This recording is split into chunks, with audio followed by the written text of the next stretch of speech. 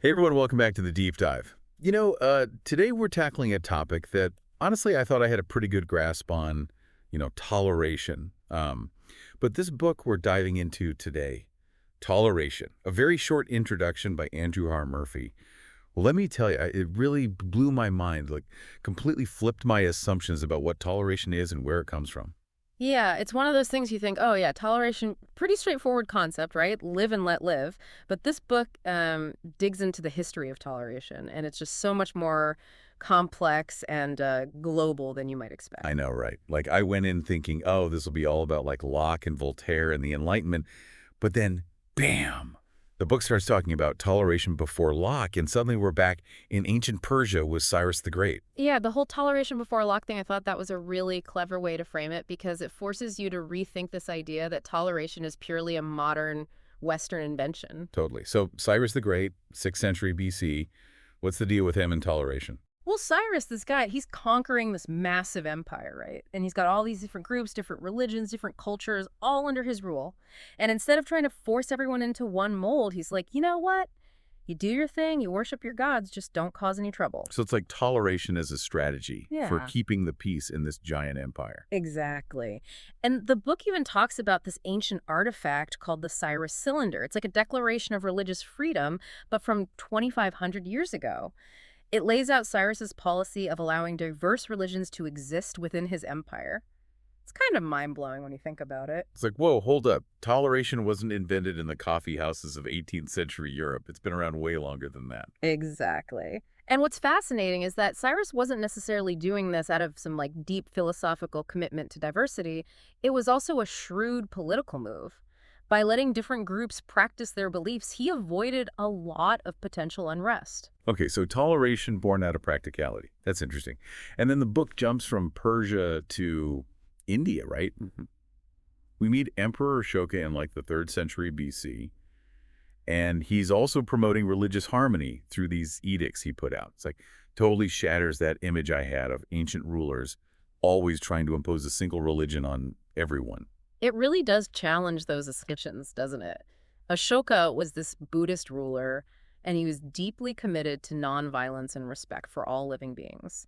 And that extended to his policies on religious diversity. He was basically saying, hey, we can all live together peacefully, even if we have different beliefs. So both Cyrus and Ashoka, these ancient rulers from totally different parts of the world, both figuring out that, hey, maybe letting people practice their own religions isn't such a bad idea for a stable society.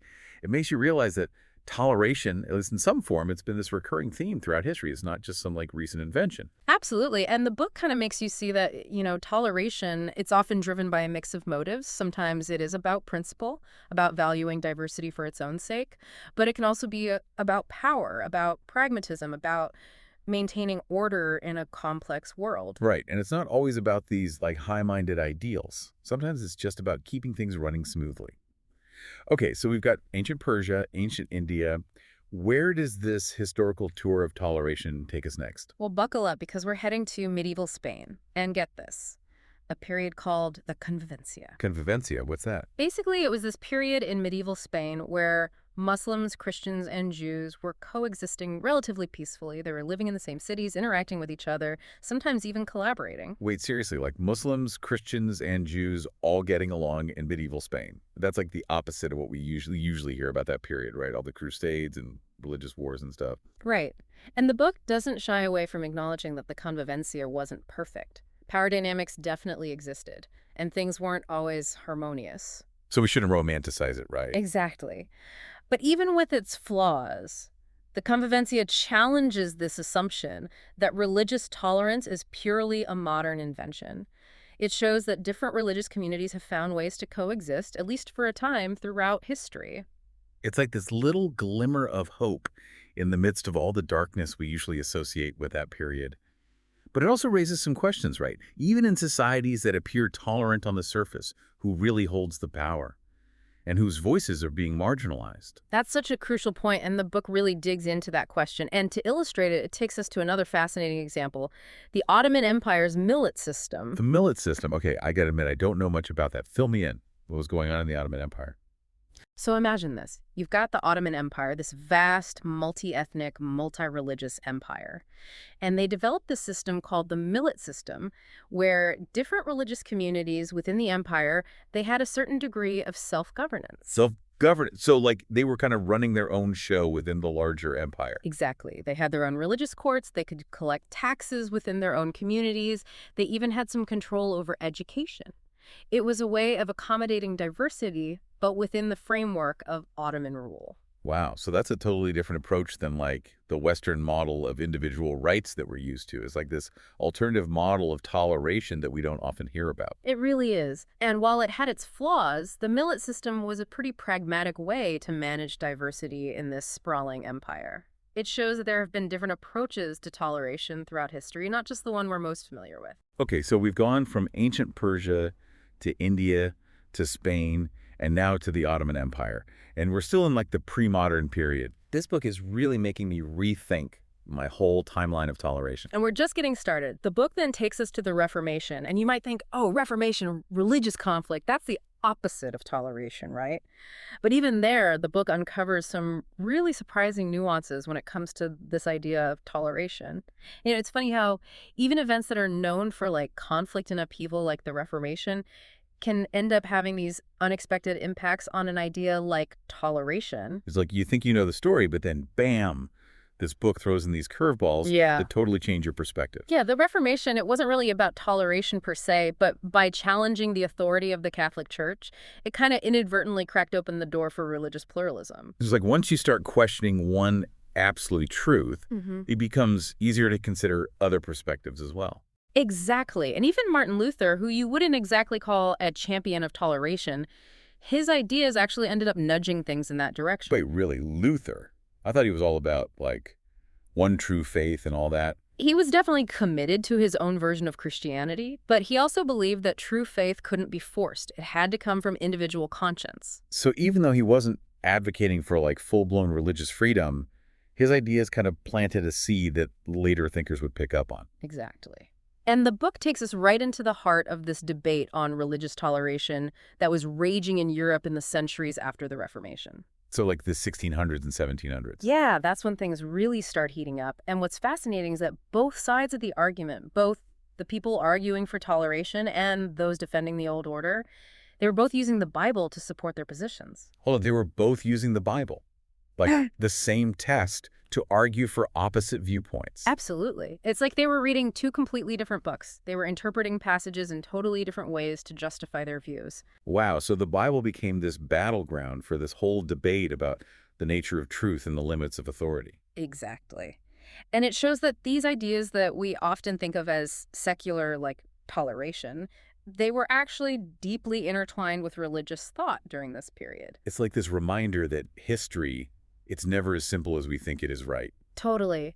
The book, it doesn't try to sugarcoat things or present this neat and tidy narrative. It shows how messy and complicated this history really is. Yeah, it's about real people grappling with these huge questions in a world that was changing rapidly around them. Right. It's not some abstract philosophical debate. It's about people's lives, their beliefs, their fears. So even as these arguments for toleration were gaining traction, it wasn't all like sunshine and roses. Definitely not. The book makes it clear that progress, it's not linear. It's not like this steady march towards enlightenment. There were setbacks and blind spots and people who were left behind. Exactly. And one of those blind spots that the book points out is anti-Catholicism. Even as some societies were becoming more open to religious diversity, anti-Catholic sentiment remained incredibly strong. Wow. So even though things were moving in a more tolerant direction, there were still these deep-seated prejudices and fears that were holding things back. Yeah, and it makes you realize that even when societies embrace toleration, there are often limits. There are groups who are excluded. There are fears that linger. It's like toleration. It always comes with these asterisks, these caveats, these unspoken boundaries. And those boundaries, they often reflect the power dynamics of the time, who's in control, who's on the margins, who's seen as the other. And that theme of the limits of toleration, it continues as the book moves into the colonial era. Right. Because at that point, it's not just a European story anymore. Exactly. European powers, they took their ideas about toleration with them as they expanded across the globe. But those ideas, they often got twisted and contorted in the process. Okay, now I'm really intrigued. How did that play out? Give me some examples. Well, take the Spanish Empire, for example. We often hear about the Black legend of Spanish cruelty, this image of them as these ruthless oppressors. But the book challenges that simplistic narrative. It shows that the reality was much more complex. So it wasn't all black and white. Not at all. Spanish authorities, they had this very complex relationship with religious minorities in their colonies. Okay, so what was driving their policies? Was it just about, like, maintaining control? Well, it was partly about that, for sure, but it was also driven by pragmatism, by a desire to keep the peace, by a recognition that they couldn't just force everyone to convert to Catholicism. It seems like there's always this mix of motives, right? Like Yeah. power and pragmatism and sometimes maybe even a genuine desire for peaceful coexistence. Absolutely. And the book dives into another fascinating case study, British India, the British East India Company. As they're trying to govern this vast and diverse land, they realized they needed to understand Hindu law. Wait, they actually tried to make sense of Hinduism. Why? Well, it was partly about practicality. They couldn't effectively rule a society they didn't understand, so they commissioned this text called the Code of Gentoo Laws. The Code of Gentoo laws. What's that? It was basically an attempt to translate and interpret Hindu legal traditions for a British audience. It was presented as a gesture of respect for local customs, a form of toleration. So like, hey, we're cool with your religion. We're going to codify it for you. Right. But of course, it was also a way of asserting their authority and making Indian society legible to British rulers. So even in their attempts to be tolerant, they were still exerting their power. It makes you wonder if genuine toleration is even possible when there's such a power imbalance. That's a question that runs through the entire book, and it's a question that becomes even more urgent as the book moves into the modern world, where the debate over toleration gets even more intense. Wow, okay, so we've gone from ancient Persia to the British Empire. It's incredible to see how this idea of toleration, it keeps popping up in different forms throughout history. And it's not just ancient history either. The book doesn't shy away from tackling the tough questions about what toleration means in the modern world, in a world that's more diverse and interconnected than ever. Yeah, for sure. Yeah. Like, we hear the word toleration all the time these days, but what does it actually look like in practice? And is it even enough? Right.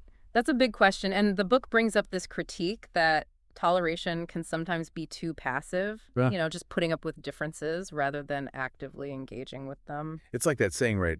I don't agree with what you say, but I'll defend to the death your right to say it.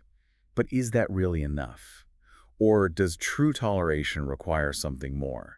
Yeah, that's the debate, isn't it? Like, is it enough to just live and let live? Or do we need to go beyond that? Do we need to actively seek understanding and dialogue across differences? And how do you do that without erasing important distinctions, without pretending that all beliefs and values are equally valid? Exactly. It's a tricky balance. And the book explores this idea that tolerance can sometimes mask deeper inequalities.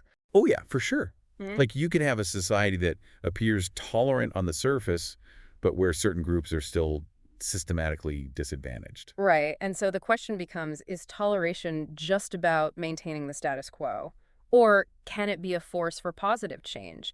Can it help us create a more just and equitable society? It makes you realize that toleration, it's not some static thing. It's an ongoing process, a constant negotiation Yeah. of how we live together in a diverse world. Yeah, and then there's this whole paradox of tolerance thing. That one really got me thinking. Oh yeah, the paradox of tolerance. That's a mind bender. Right. The idea is that if you're truly tolerant, you have to tolerate everything, even intolerance.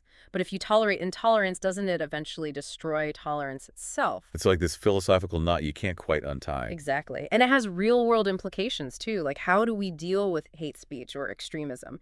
Do we tolerate it in the name of free speech, or do we draw a line somewhere? And if so, where do we draw that line? Where does toleration end and protecting society from harmful ideas begin? Those are tough questions. And the book points out that defining intolerance, it's never neutral or objective. It's always a political act. Right. So who gets to decide what's intolerant?